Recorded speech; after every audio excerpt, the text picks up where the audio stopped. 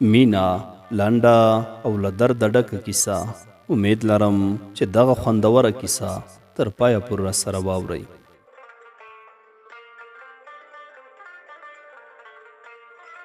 لا به ډېره وړه وه چې زموږ کره تګ راتګ کاوه او کله ناکله به زه هم ورتلم.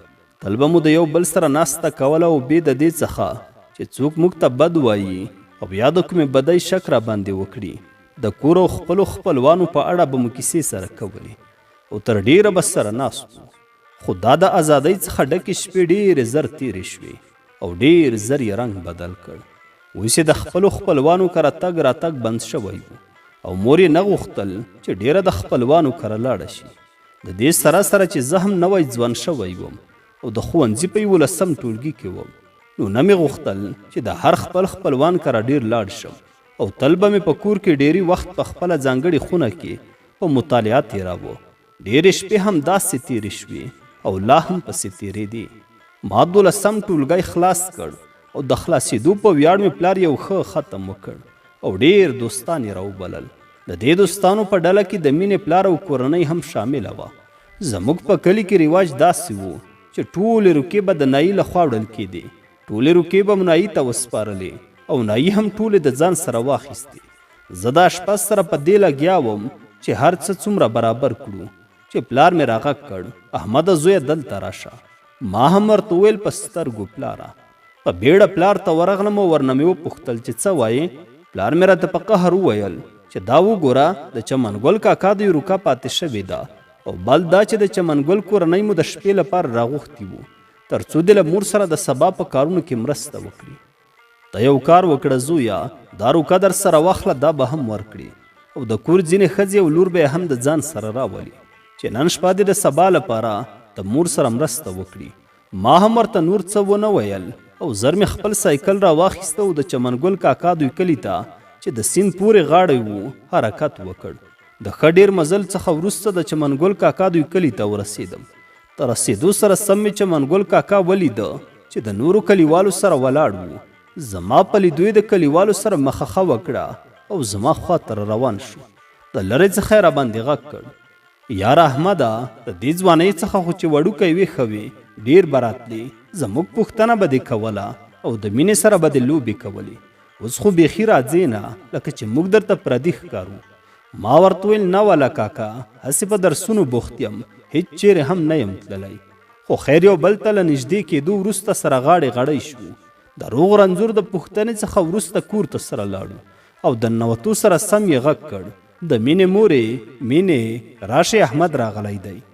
د مینې مور وویل، وی سترګې مو روښانه چې احمد د ډېر وخت څخه وروسته زموږ کور ته راغی. ستړي مشي مو سره وکړه او کوټې ته دننه شوو. ډېرې ګیلې و مانې مو سره وکړې. په همدې ګیلو باندې بوخت و چې د کوټې ور وټکېده. چمن ګل کاکا د خونې څخه پرې پوه شو چې څوک دي. زر یې ورته وویل، مینې لورې راځه مه شرمېږه، دا دې د ماشومتوب ملګری دی، ډېرې مستۍ مو سره کړي دي او اوس ترې شرمېږې؟ هوکې ور خلاص شو او مینه کوټې ته راننوته چې یوازې د شرم څخه په ډکه څېره یې ستړي مشي را سره وکړه او ما هم یوازې د سر په خورولو ورته ښایي روسي وویل. خدای شته ښې ډېرې کیسې مو وکړې او زما او مینې په اړه یې مور او پلار ښې ډېرې کیسې وکړې. نه هم مینې څه ویل او نه هم ما، ځکه موږ ته دا کیسې یوازې د خوب لیدل وو. هوکې د چای د اچولو پر مهال مې د مینې سپین مخ او د زنې په سر شین خال ته چې داسې ځلنده ښکارېده لکه د ماښام لومړنی ستوري پام شو او د لومړي ځل لپاره یې د مینې ډز راباندې وکړ. خو په هر حال ډېر مې غوښتل کېنم او د ماشومتوب او اوسني حالت ننداره تر ډېره وکړم. ډېرې خبرې مې را یادې شوې چې ما او مینې سره کړې وې او ډېرې منډې او ساتیرۍ مو سره کړې وو. خو اوس مو د هغو وختونو انځور یوازې یو بل ته پټو کتو کې سره عدل و بدل کړ. نه دې څه ویل او نه هم ما. زه د مینې په سمندر کې داسې لاهو شوی وم چې نور نو د چمن ګل کاکا ډېرې خبرې هم نه اورېدې. خو چې ساعت ته مې پام شو خدای شته مازدیګر شوی و. نو مې زر جیب ته لاس کړ او روکه مې د چمن ګل کاکا مخې ته کېښود او ورته مې ویل چې سبا ته زموږ ختم دی او غوښتي مو یې. خو مور مې ویل چې مینه او د مینې مور د شپې ته راشي، ځکه زه یوازې یم او د سبا لپاره به مرسته راسره وکړي. چمن ګل کاکا وویل چې ښه ده، ولې نه، خو اوس خو ډېر ناوخته دی، موټر هم نشته چې پکې لاړ شئ. ته لاړ شه او دوی به زه د ځان سره سبا وختي درولم. خو ما ډیر ټینګار وکړ چې نه منم. خو خیر د مینې مور وویل چې خیر د سړیه دا هلک هم ډیر وخت کیږي چې نه دی راغلی او مینه هم ډیر وخت کیږي چې د دوی کار نه ده تللی او تل به ویل چې د ترور کره مې ځم. زه او ته به سبا ورشو دا یو مینه دې لاړ شي ځوانان دې رسېدی شي.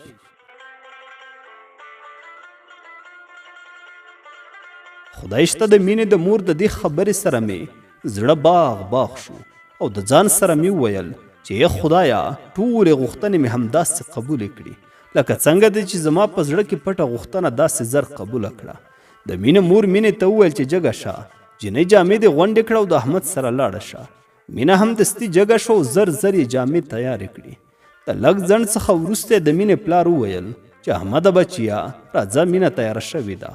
زه هم په بیړه راولاړ شوم او د دوی څخه مې خدای پاماني واخیسته. د کور څخه را روان شو د کلي څخه را پناه شو او ځای به مینې ته پښه نیولی شوم ځکه هغه نه شوی تللی. څو ځله مې د ځان سره وویل چې ورته ووایم چې لږ تیزه راشي خو پښتو له پښتو څخه ډک وجدان مې د داسې ویلو اجازه نه راکوله. لا به ښه ټوټه لار پاتې وه چې نږدې و لمر نور د غرونو غیږې ته ځان وسپاري. نو مې په دې نیت چې مینې ته ووایم چې لږ راوچته شي مخ ور واړاوه. د مخ اړولو سره سم مې د دې په سپین مخ باندې سترګې ولګېدې چې د لمر وړانګې په ډېره سپین سترګۍ ننداره کوله او د دې له سپین مخ څخه یې خدای پاماني اخیستله. سترګې ولګېدې د دې سترګې چې د لمر وړانګو اخیستې وي زما دې لیدو ته هېڅ پام نه شو. بیا مې ور وکتل او د بیا کتلو سره یې راپام شو او سترګې مو سره کلک کې ولګېدې. نو مې د دې جنګ سره څه ناڅه ډاډ پیدا شو او ورته مې وویل چې مینې لږ راوچته شه ځکه وخت ډیر ناوخته دی. دې هم دا ځل څه ناڅه جرأت وکړ او ځواب یې راکړ. راته ویې ویل چې زه د دې څخه تیزه نشم تللی لږ کرار ځه څه شوي دي وبه رسېږو. نو ګامونه مې کرار کړل. په لاره کې مو ډېر یو بل ته په غلچکي نظر وکتل. په همدې کتو کې کور ته راورسېدو او زه د کور د لویې دروازې په خولې کې د مینې څخه جلا شوم او د ماښام د لمانځه لپاره د جومات لور ته لاړم. خو په لمانځه کې مې یوازې د مینې نظر مخې ته کېده. ډېر ځله په لمانځه کې غلط شوم خو زر به مې ځان کابو کړ تر څو څوک را باندې پوه نه شي. د شپې کور ته راغلم او مینه مې د مور سره په خونه کې دننه ناسته وه. سپین مخ یې د ورایه ښکارېده. خدای شته د لومړي ځل لپاره په دې پوه شوی وم چې مینه څه وي او مینتوب څه وي. زړه مې په ګوګل کې دننه نه و. خو خیر شپه سبا شو د ختم مراسم پیل شول او نږدې 2 بجې به وي چې د ختم مراسم خلاص شول او ډیرو دوستانو مې ماته ګلان راوړي وو او هر یو به په خپل وار خپل اخیستي ګلان زما په غاړه کې اچول. کله مې چې مینې ته پام شو چې دې هم ګل په لاس کې نیولی دی حیران شوم چې مینې ګل له کومه کړ. خو ډیر وروسته پوه شوم چې دا ګل یې د کور نه بلکې سهار وختي زما د وړوکي ورور څخه راغوښتی و چې دې هم په خپل وار سره ګل غاړې ته راواچوو. خپل ځان یې راته په خپل واک کې نه ښکارېده او هیڅ کله مې نشو کولی خپل ځان کابو کړم چې په غاړه کې د ګل د رااچولو په مهال یې قرار راته وویل احمده مبارک دې شه. خو په هر حال کوشش مې کوه چې څه ناڅه ځان کابو کړم ځکه ان سهار مهال مې د تره زوی راته وویل چې هلکه رنګ دې ډېر الوتی دی. خیر خدای شته د خپل تره زوی ګلمیر د دې خبرې سره مې څه ناڅه ټکان وخوړ ځکه نه مې غوښتل چې څوک دې په دې راز پوه شي ځکه چې په داسې یوه ټولنه کې داسې مینه کول لوی جرم بلل کېده. د ختم او مراسمو له خلاصېدو وروسته ټول کسان د خپلو کورونو خواته روان شول او د مینې پلار چمنګل کاکا هم خپلې غاړې تازه کړې وی ویل چې موږ به هم لاړ شو ځکه چې کور کې هم څوک نشته او د مینې مور هم لږ څه ناروغه ده. پلار مې ډېر ورته ټینګ شو چې پاتې شئ خو چمنګل کاکا هغه د چا خبره کږه پوښتۍ وه او نه یې منله. مور مې ورته وویل چې خیر دی ته لاړ شه مینه دې یو څو شپې وکړي بیا به احمد درولي. خو چمن ویل چې نه کور کې څوک نشته. خدای شته زړه مې ښه ډک شوی و. نه مې ویلی شول چې پاتې دې شي او نه مې هم ویلی شول چې لاړ دې شي. خو په پای کې چمنګل خپلې لور ته وویل لورې ځو به په خیر. مینې هم وویل سمه ده پلار جانه. زه بې له دې څخه چې څه ووایم د کور څخه د باندې ووتم او د لیوني په شان مې هرې خوا ته کتل. دنیا را باندې تیاره شوې وه او ټوله دنیا راته توره شپه ښکارېده. په همدې سوچ کې وم چې مینه او پلار یې زموږ د کور څخه راووتل تر ما پورې رسېدلي وو پلار یې ما ته خندل خو زما ورته پام نه و. زه یوازې د سوچونو سمندر پسې اخیستی وم. کله به یې د سیند یوې غاړې ته یوړم کله بلې غاړې ته. ځان او د نن ورځې مراسم ټول راته هېڅ هم نه ښکارېدل چې د مینې پلار راباندې غږ وکړ څه چورتونه وهې. زما هم پام شو زر مې ورته وویل هېڅ هسې دلته ناست وم. دلته زه هم څه ناڅه ورته ټینګ شوم چې پاتې شئ خو نور نه شو کېدی. لور او پلار روان شول خو زما زړه هم د دوی سره بدرګه و. زه دلته بې زړه پرېښودم او دوی پر خپله مخه لاړل. له هغې وروسته مې بیا مینه ونه لیدله او د مینې تصویر مې همداسې پر زړه کې پاتې شو. زما په قبر زوال راغی زما په قبر زوال راغی ما ته د غېږې جانان لاس نه راکوینه. د یا قربان سوی آواز دی د یا قربان سوی آواز دی په نیمه شپه د بلتانه ټپې کومه. سختې خیرې مې درته وکړې سختې خیرې مې درته وکړې که 5 ورځې ژوند لرې 4 بشینه. چې ماخستن شي زړه مې تنګ شي چې ماخستن شي زړه مې تنګ شي بړستن کفن کټ راته قبر شي ورځمه. که ته راځې خپله به راشې که ته راځې خپله به راشې نور دې د لارې سر ته نه کښېنم مینه. د دروازې د زنځیر غږه د دروازې د زنځیر غږه مسافر یار را یادوې غرقه دې کړمه. زما د زړه علاج آسان دی زما د زړه علاج آسان دی لالی دې راشي زه به روغه جوړه شمه. ګاونډ مې ټول تپوس ته راغی ګاونډ مې ټول تپوس ته راغی هغه رانغی چې مې زړه ورپسې چوینه. رنځوره یاره رب دې جوړ کړه رنځوره یاره رب دې جوړ کړه رنځ دی پر تا غمو دې زه لیونی کړمه. سوال درته کړم رسوا مې نه کړې سوال درته کړم رسوا مې نه کړې ما په ځوانانو کې په تا ایښي لاسونه. مینه دې کړه فکر دې نه کړو مینه دې کړه فکر دې نه کړو بېلتون دې نه لیدو چې غرونه ورانوینه.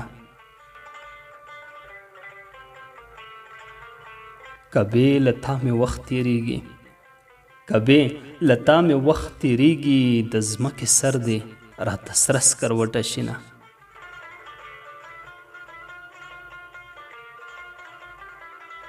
ارمان به وکړې وخت به تېر وي ارمان به وکړې وخت به تېر وي هر څه به ډېر وي زه به تورې خاورې یمه. د تسلی یاران مې نشته د تسلی یاران مې نشته د ګیلو ډک زړګی به چاته تشومه.